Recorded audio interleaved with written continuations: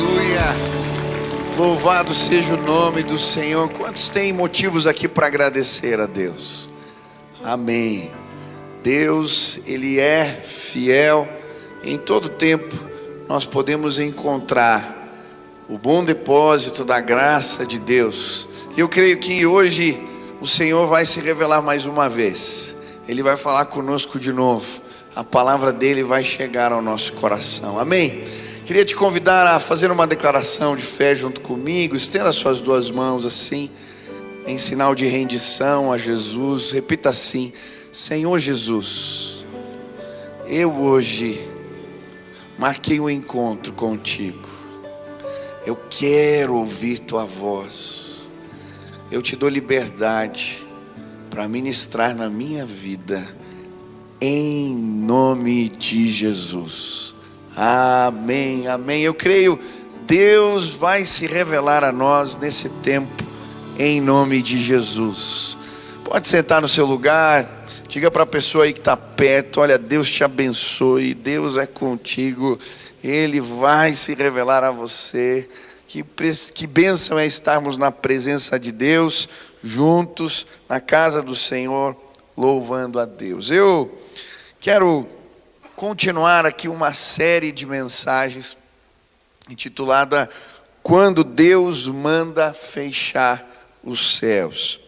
Em 1 Reis capítulo 17, versículo 1, a Bíblia diz assim: Então Elias, o tisbita, dos moradores de Gileade, disse a Acabe: Vive o Senhor Deus de Israel, perante cuja face estou, que nesses anos nem orvalho, nem chuva haverá, senão segundo a minha palavra.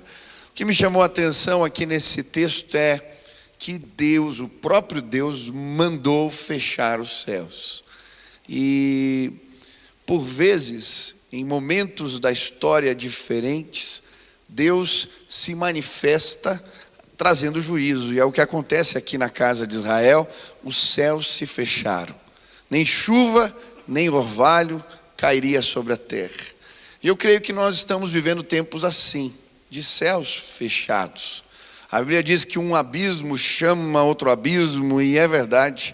Uma crise parece que puxa a outra, e uma crise sanitária virou crise econômica, que virou crise política, e assim vai. E talvez a crise chegou na sua casa. Muitas vezes parece que a chuva e o orvalho não caem sobre nós. E eu creio que muitos aqui estão passando dores neste tempo, sofrendo com queridos amigos que estão doentes, problemas financeiros. São tantas as situações que sinalizam e mostram para nós que os céus estão fechados. Mas o que fazer neste tempo? Como agir quando Deus manda fechar os céus? E o que me chamou a atenção aqui nessa história foi que, ao mesmo tempo que Deus manda fechar os céus, os sinais de Deus se multiplicam entre o povo. E se você ler as histórias de Elias, você vai ver inúmeros sinais. E quando eu falo sinais, sinais são manifestações incomuns, que fogem à normalidade. São setas que Deus liga, imaginando aquela seta piscando e apontando para o alto. É como se Deus quisesse sinalizar graça, ainda que o juízo venha para um bem maior. Muitas vezes colocamos o filho de castigo não porque queremos o mal dele, mas porque queremos que ele cresça. E em momentos como esses, eu creio que Deus, de diferentes formas, sinaliza a sua graça para trazer salvação. Por isso, eu creio que este é um tempo onde os sinais de Deus vão se multiplicar entre nós. Foi assim com o povo no deserto, e eu creio que nestes dias veremos os sinais de Deus tomando forma, porque Deus quer salvar, e uma grande colheita vai acontecer nos próximos dias. Deus vai trazer salvação sobre a terra. Quantos creem nisso? Amém? Eu creio, sinais de Deus vão acontecer na sua casa. Sinais de Deus vão acontecer entre os seus. Sinais de Deus vão se multiplicar em nosso meio, porque Deus quer sinalizar graça, Ele quer salvar. Temos estudado alguns sinais. Eu já falei sobre as manifestações em comuns. Primeiro eu falei do profeta em comum, da mensagem em comum, da oração em comum. Ontem eu falei sobre a provisão em comum, que vem dos corvos, vem da mulher viúva. E hoje eu quero falar sobre uma cura em comum. Eu queria ler o texto na sequência, que fala da cura do filho da mulher viúva, da viúva de Sarepta.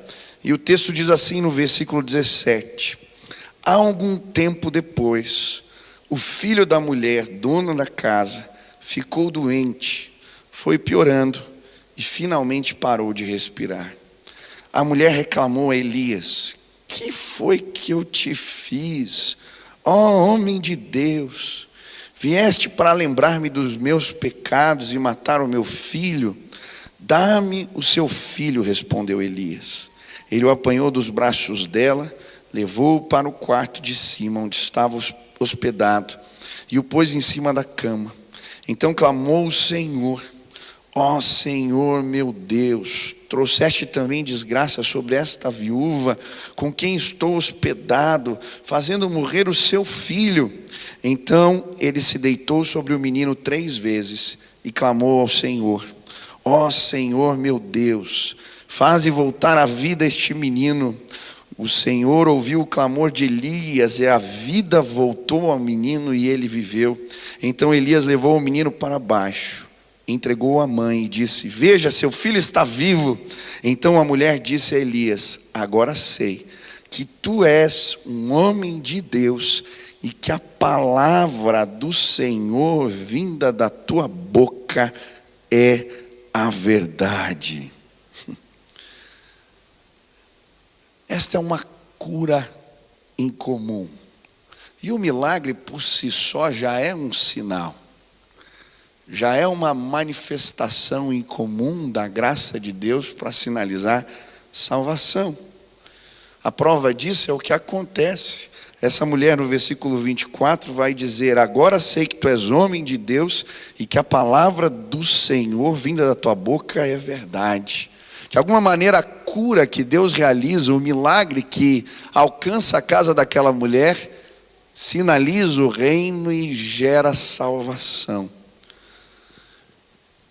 Quantas vezes eu vi isso acontecendo?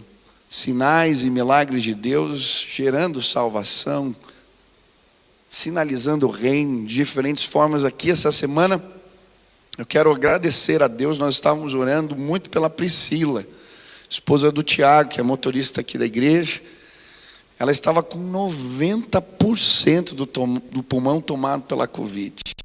E nós começamos um clamor de manhã, o Paulinho orando também lá no Café com Deus, a gente fazendo aqui uma campanha. E essa semana eu recebi uma mensagem do Tiago, emocionado, dizendo: olha, Deus fez algo, a minha esposa já saiu da UTI, está no quarto. E disse: eu creio que até o final de semana, se Deus quiser, ela vai estar voltando para casa. O nosso Deus faz milagres. Ele responde orações.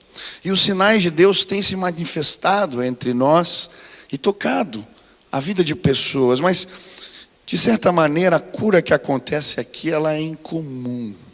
Ela tem características peculiares, com o propósito de sinalizar algo. Mas o quê? E a primeira situação em comum aqui é o lugar da cura. O que me chamou a atenção é que a cura acontece na casa de uma mulher estrangeira. Sarepta ficava perto de Sidom. Era a terra de Jezabel, o lugar da mulher que tinha causado dano à casa de Israel. Provavelmente o lugar onde ele estava hospedado, essa mulher, esta viúva, era uma mulher pagã que não conhecia o Senhor, que tinha suas crenças, que tinha suas culturas. E o que me chama a atenção é que o sinal de Deus, o milagre de Deus acontece nesta casa, em terra estrangeira, e não na casa de Israel. Mas por que isso? O próprio Jesus vai dizer que Deus queria sinalizar algo ao seu povo com esta cura. Em Lucas capítulo 4, versículo 16 a 30, ele vai falar um pouquinho sobre isso. Eu vou ler só o 23. Jesus disse: é claro que vocês me citarão esse provérbio: médico, cura a ti mesmo. Faz aqui em tua terra o que ouvimos que fizeste em Cafarnaum. Continuou ele: digo-lhes a verdade, nenhum profeta é aceito em sua terra. Asseguro-lhes que havia muitas viúvas em Israel no tempo de Elias, quando o céu foi fechado por 3 anos e meio, e houve uma grande fome em toda a terra. Contudo, Elias não foi enviado a nenhuma delas, senão uma viúva de Sarepta, na região de Sidom. Também havia muitos leprosos em Israel no tempo de Eliseu, o profeta. Todavia nenhum deles foi purificado, somente Naamã o sírio. Todos os que estavam na sinagoga ficaram furiosos quando ouviram isso. Levantaram, expulsaram-no da cidade, o levaram até o topo da colina sobre o qual fora construída a cidade, a fim de atirá-lo precipício abaixo. Mas Jesus passou por entre eles e retirou-se. Olha o que Jesus está dizendo. A cura não aconteceu na casa de Israel, mas entre os gentios, numa terra estranha, porque, de certa maneira, a porta para receber a bênção, o favor de Deus estava fechado. Literalmente, Israel colocou os seus profetas para fora. Não havia espaço para a palavra de Deus, nem para o seu servo naquele lugar. O mesmo acontece com Jesus. Em Nazaré não havia espaço para a pregação do evangelho ali. Ele foi rejeitado pelos seus. E aí ele está dizendo exatamente isso. Deus fez algo na casa da mulher estrangeira, porque este era um sinal para o seu povo, que a porta estava fechada para as coisas de Deus. Sabe, muitas vezes a nossa casa está fechada, a porta está fechada para as coisas de Deus. Os sinais acontecem nas casas dos vizinhos, na vida dos outros, porque de alguma maneira nós fechamos a porta para as manifestações do poder de Deus na nossa vida. Muitas vezes sem perceber. Os nossos ritos, os nossos costumes, aquilo que acreditamos, e no caso aqui do povo em Nazaré, com cara de coisa boa, na verdade eles estavam fechando a porta para Jesus. Muitas vezes os sinais de Deus não se manifestam entre nós, porque a porta não está aberta. E aí Deus está fazendo algo perto, para sinalizar: ei, abre a porta, deixa eu entrar. Abre a porta da tua casa, transforma ela num ambiente, um lugar de fé, e Deus vai manifestar os seus sinais entre nós. É muito interessante, quando eu comecei o movimento de oração de manhã, muitos pedidos chegavam, às 6 horas da manhã, todos os dias a gente tem orado, muitos pedidos chegavam de pessoas doentes, pedindo por cura ou por parentes.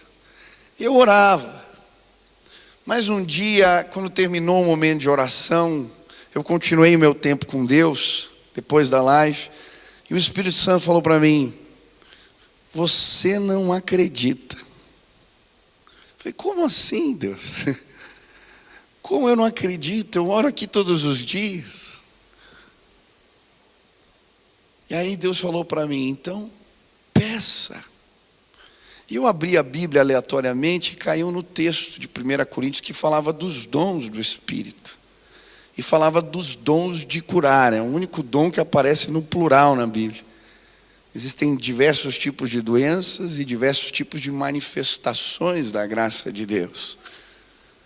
Pede. E eu lembro que aquele dia eu orei, falei: Deus, tantas pessoas têm pedido, sinaliza o teu reino, derrama algo especial. E naquela semana que eu orei assim, Deus começou a manifestar curas. Foram várias as situações. Um rapaz com problema nos olhos que mandou mensagem para mim que os seus olhos estavam queimando. Uma pessoa que viu ali os tumores desaparecerem do seu braço e situações de cura começaram a acontecer. E sabe, eu creio que os sinais de Deus podem acontecer na sua casa, podem acontecer entre os seus, mas nós temos que abrir a porta para Jesus entrar, para a palavra dele entrar, mesmo que às vezes ela nos contrarie. Mas pastor, como é que eu transformo a minha casa num ambiente de fé? Você ora com os seus todos os dias, a tua casa está cheia de louvores, o lugar onde você trabalha é um lugar onde você professa a sua fé. Sabe, eu creio que Deus quer fazer dos lugares onde frequentamos ambientes de fé, para que os sinais de Deus se multipliquem entre nós. Aconteceu um milagre na casa da viúva, porque ela abriu a porta para o homem de Deus, para a palavra de Deus, e por isso Deus agiu ali. Abra a porta da sua casa para Jesus, abra a porta do seu negócio para Jesus, abra a porta do teu escritório para Jesus, e Deus vai sinalizar o reino no lugar onde você está. Segundo lugar, essa cura era incomum porque o tratamento era incomum. Convenhamos que o tratamento que Elias dá àquele menino é um tanto quanto não convencional. Ele pega o menino no colo, põe em cima da cama,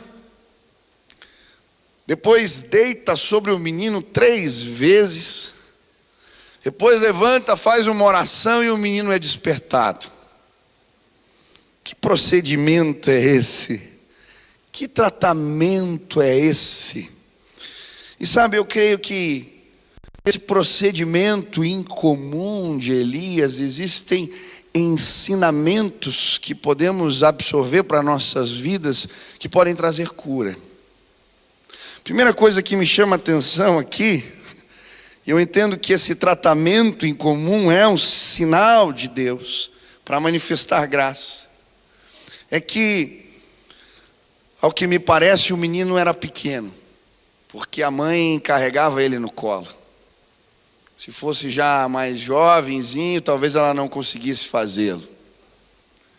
E ela está com o menino nos braços. E aí o profeta vem e pede para que ela o entregue nas suas mãos.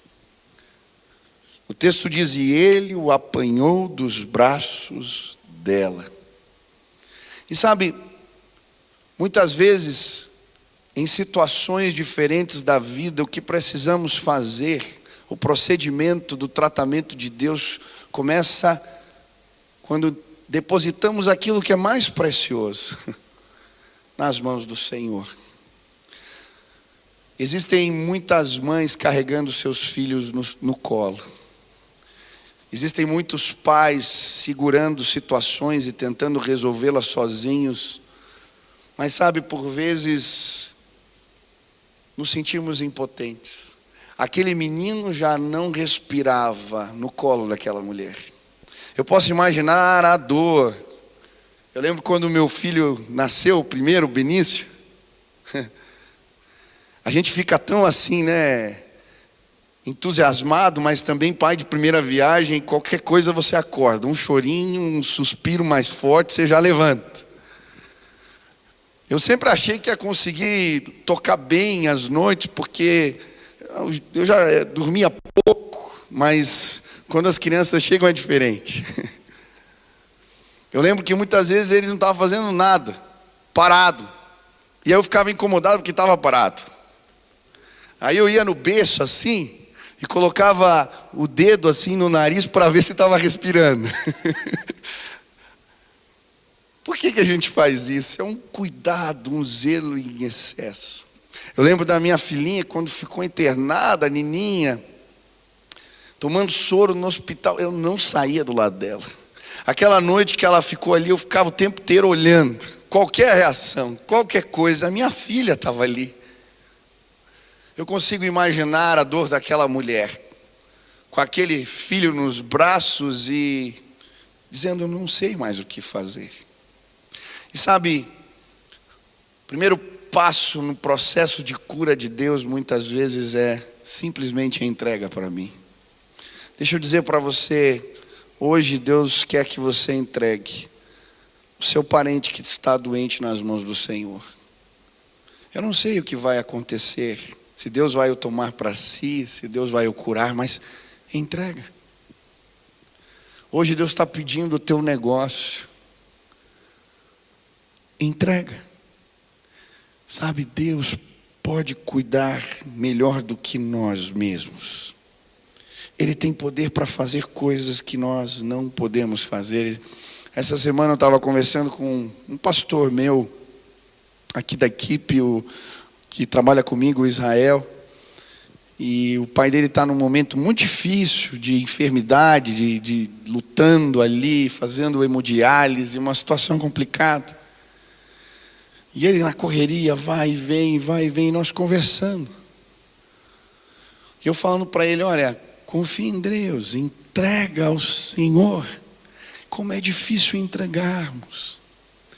Eu não sei o que você está carregando no colo com zelo e cuidado. Mas hoje, Jesus está passando aqui nesse lugar. Ele entrou nessa casa. E Ele está dizendo assim, dá para mim. Dá para mim. Deixa eu cuidar para você. É interessante o que acontece na sequência. Ele pega o menino e a Bíblia diz assim, levou-o para o quarto de cima onde estava hospedado. E eu creio que o quarto de cima era o lugar da oração. Era o lugar dos encontros daquele homem com Deus.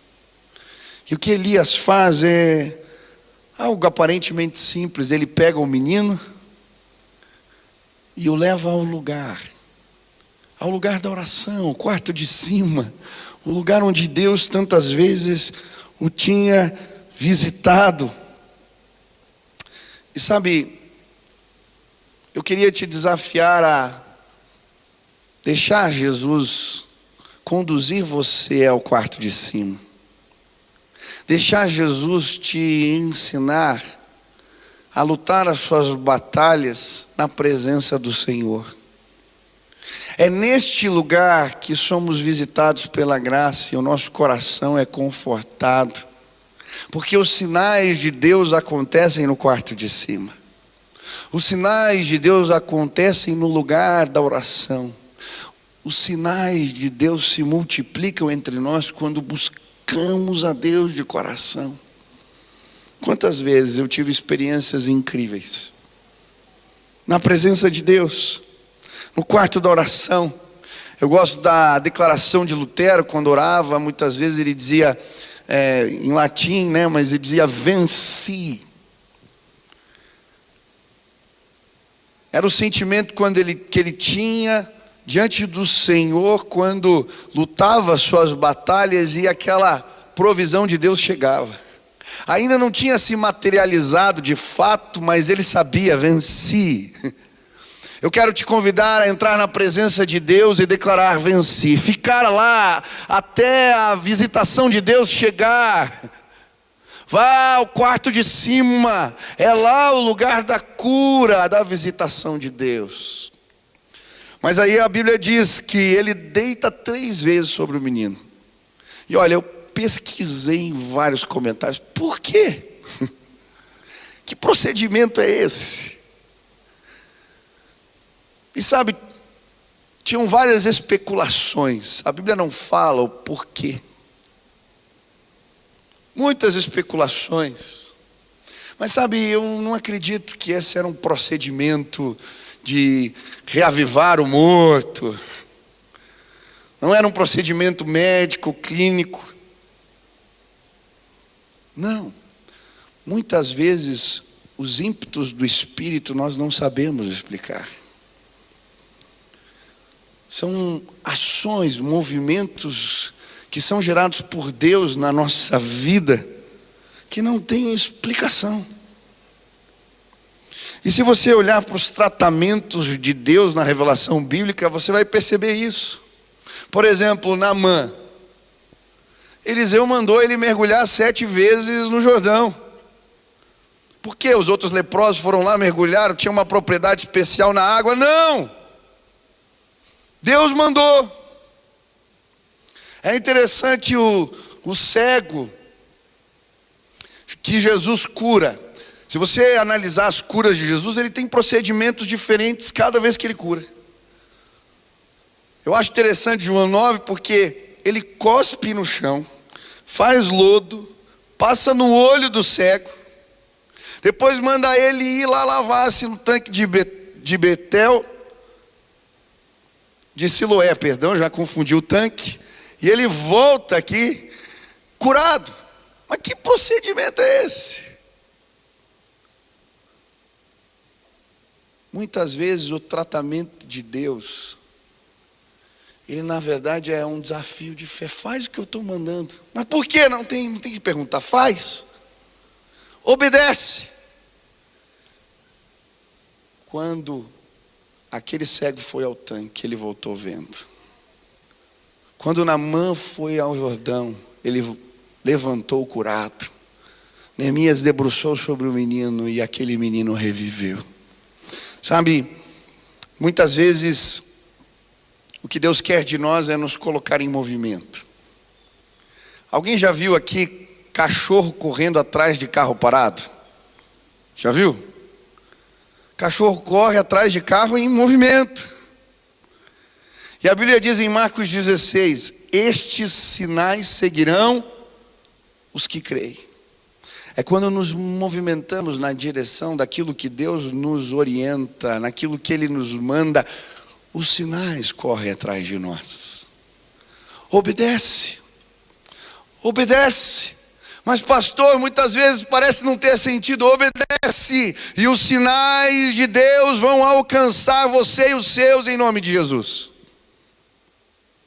Ontem contei uma história aqui que eu li de um missionário nas Ilhas Marshall. Deus coloca um sonho dele construir uma escola missionária naquele país. E ele está um dia perambulando assim pela praia, reclamando porque o Senhor tinha dado a visão, o Senhor tinha dado o sonho, mas ele não tinha recursos. E chega um pastor mais velho e encontra ali na praia. Fala para ele: por que você está reclamando? E ele falou assim: Deus me deu um sonho, mas eu só tenho $200, não tem como construir uma escola com esse dinheiro. Eu tenho que comprar cimento, ficar quilômetros, tenho que pegar avião, eu não tenho dinheiro nem para pagar a passagem. E aí aquele homem de Deus diz para ele: começa com o que você tem. Mas $200 não dá nem para chegar num lugar para comprar o cimento. Então você vai até onde dá com os $200. Falei: isso é coisa de louco. Não, eu vou com você. E aí eles compram a passagem e param no meio do caminho. Desembarcam e vão para um lugar, numa lanchonete.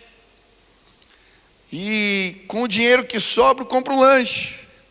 E ele fica se perguntando: o que eu fiz? Eu confiei num maluco. Acabou o dinheiro, estou no meio do caminho, não tem nem como ir, nem como voltar. E o dinheiro acabou, o que eu faço agora? E aí eles agradecem o lanche e ele está ali: meu Deus, eu acreditei nesse homem. Mas os sinais de Deus acompanham os que se põem em movimento. Quando eles estão lanchando, vem um trabalhador filipino. Chega na mesa e diz: boa tarde, irmãos. Eu sei que vocês são irmãos porque Deus me mostrou. Eu estava orando no meu quarto e Deus mandou entregar as minhas economias para você. Deixa o envelope e vai embora. Aquele homem na lanchonete abre o envelope, tinha $10.000. Ele faz a viagem e começa a obra, e hoje tem uma escola missionária naquele país, porque Deus faz e opera milagres e sinais entre nós nos dias de hoje. Se coloque em movimento. Se coloque em movimento. Eu tenho visto pessoas perdendo bênçãos, e elas correm de nós às vezes, porque não seguimos as orientações de Deus que não entendemos. Eu lembro um dia que eu estava indo para casa aqui, a pé. E eu fui para o ponto de ônibus. E quando eu estava no caminho assim, veio um sentimento, não sei explicar, mas era algo de Deus falando para mim: volta para a Praça do Japão. Eu falei: mas eu já estou aqui no ponto. Vou voltar para a praça para quê? Mas sabe qual é aquele incômodo? Daí eu fui, ensaiei uma vez e falei: não, isso é coisa da minha cabeça. Voltei de novo. E aí aquela voz no meu interior ficou mais forte. Eu falei: eu vou voltar. E aí eu fui. Quando eu cheguei na Praça do Japão, fiquei olhando e falei: tá, Deus, e agora? E aí eu vi um jovem sentado. Ele estava fumando, estava sentado assim. E eu senti que era por causa dele. Eu só sentei do lado daquele moço e falei assim: olha, eu não sei se você vai acreditar ou não, mas eu estava indo para casa e Deus mandou voltar aqui por tua causa. Aquele moço olhou para mim e falou: sério mesmo? Eu falei: sério. Ele jogou o cigarro no chão, pisou. Falou para mim: eu conheço a Deus. Eu vim estudar nessa cidade e eu me afastei. Deus te mandou aqui mesmo? Eu falei: me mandou.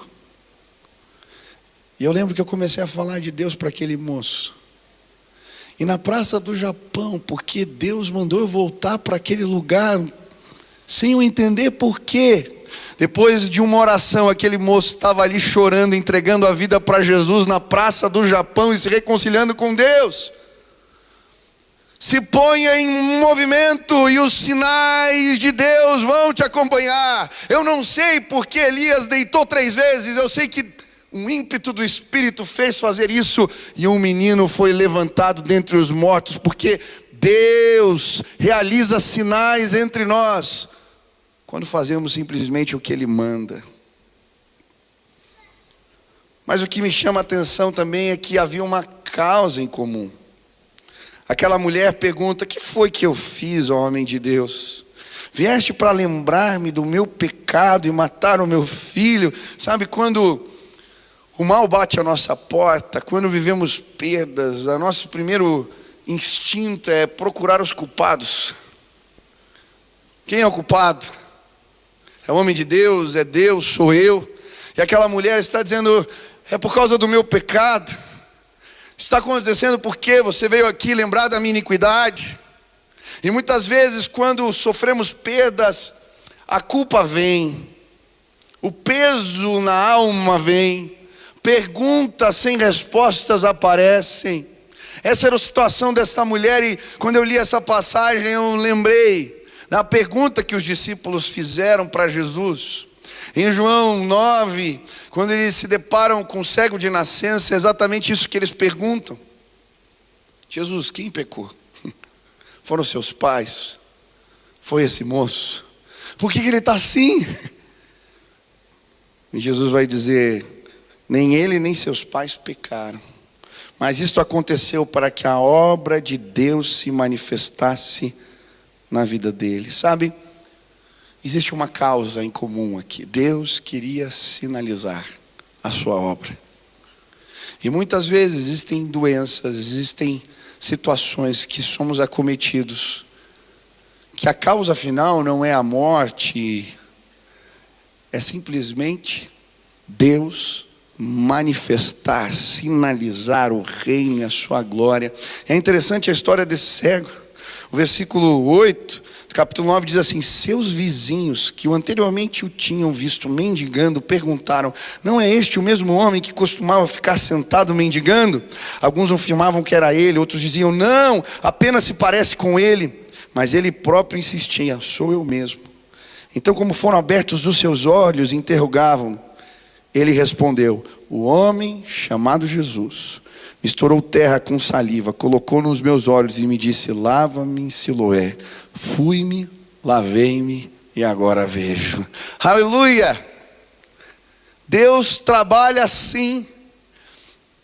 Ele sinaliza o reino, porque muitas vezes existem situações na nossa vida que Ele quer usar para revelar a sua glória. Eu tenho um amigo que ele trabalhou um tempo como missionário no Nepal. E ele me contou uma história linda. Um dia ele entrou num vilarejo e as crianças estavam correndo atrás de um cabritinho. Só que esse cabritinho estava doente. Estava com a perna machucada e com um problema.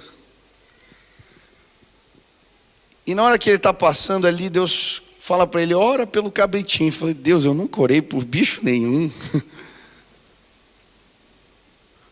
Mas ele pega o cabritinho assim nas mãos, naquele vilarejo, chama as crianças e fala: eu vou orar pelo cabritinho. E ele ora pelo cabritinho. E continua o trabalho. Outro dia, quando ele volta naquele vilarejo, o cabritinho está com a perninha curada, correndo normalmente, as crianças atrás, e elas vêm dizendo: olha, o teu Deus curou o cabritinho, sabe? Por vezes Deus sinaliza o reino através de causas que não entendemos. Hoje eu vim te dizer: pare de procurar culpados, mas pergunte o que Deus quer fazer. Talvez Ele queira sinalizar o reino, simplesmente manifestar a sua obra, os seus efeitos. E se você parar de procurar os culpados, quem foi, o que aconteceu, e deixar Deus agir, talvez você seja curado também ao ver o reino sinalizado na sua frente. Deus é Deus. Deus é Deus. Mas o que me chama a atenção aqui, eu vou terminar, é que essa cura é incomum porque é o primeiro relato de uma ressurreição na Bíblia. O primeiro relato. Aquele menino, filho da viúva, foi a primeira pessoa curada da morte. E é interessante porque, de alguma maneira, o que esse menino viveu tipifica o que Jesus vai fazer por nós. Ele venceu a morte, ele ressuscitou ao terceiro dia, ele está vivo. E a Bíblia vai nos ensinar que todo aquele que crê em Jesus pode ser curado da morte. Como assim, pastor? Curado da morte? A Bíblia diz que todos pecaram e estão destituídos, afastados da glória de Deus. A Bíblia diz que não há um justo sequer sobre a face da terra. E a Bíblia vai dizer que a nossa condição por causa do pecado é de morte. Estamos mortos, espiritualmente mortos.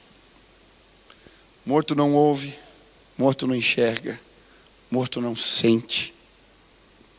Mas sabe, quando o Espírito que vivificou Cristo dentre os mortos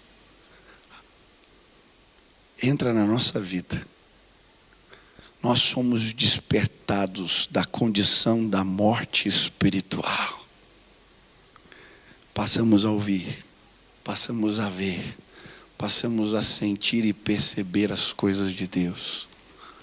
E hoje eu creio que neste lugar, pessoas serão transportadas da morte para a vida. Eu estava morto nos meus pecados. Eu não conhecia Deus. Mas um dia, quando alguém orou por mim, os meus ouvidos foram abertos. Ele me deu vida nesta vida. Os meus sentidos espirituais foram despertados.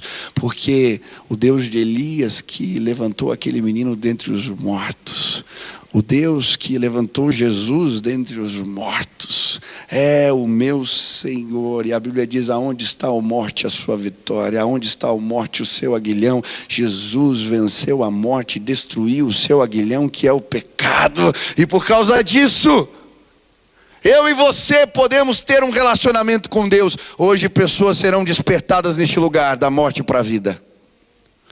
Hoje pessoas receberão um novo nascimento, receberão a vida eterna, receberão a vida de Deus. Aquele menino, tipificação do reino dos céus nas nossas vidas. Eu não sei o que Deus falou contigo hoje. Nós estudamos sobre uma cura em comum. Talvez o Espírito falou: abre a porta. Abre a porta. Eu quero manifestar os meus sinais na tua casa. Creia. Eu quero que você tenha histórias para contar do que eu vou fazer e revelar. Abre a porta. Talvez ele te disse: entrega. Entrega. Entrega. Talvez ele te disse: confia e se põe em movimento e os meus sinais vão te acompanhar. Talvez ele te disse: eu quero te dar nova vida.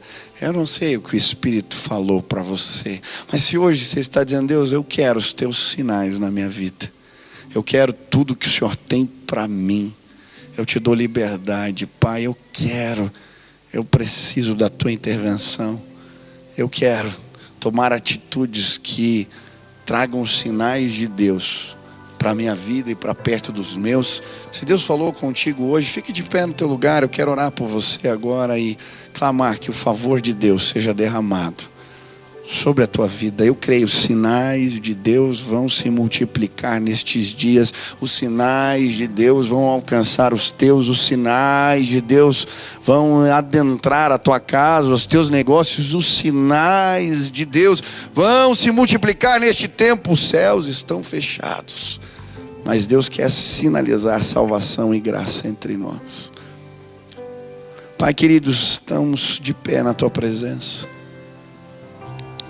Tua palavra nos provoca, a tua palavra nos confronta, ela nos chama a tomarmos atitudes, e por isso nos colocamos de pé para dizer: queremos os teus sinais, precisamos, Pai, da tua intervenção, queremos depositar o que temos nas tuas mãos. Faz o que não podemos fazer, se manifesta entre nós hoje, Pai. Que o teu poder caia neste lugar, que o teu poder caia sobre a vida dos meus irmãos, que o Espírito Santo de Deus se manifeste aqui com liberdade, que possamos ver nestes dias o Senhor trabalhando e sinalizando graça entre nós. Faz assim, Pai, em nome de Jesus. Quero fazer mais um convite.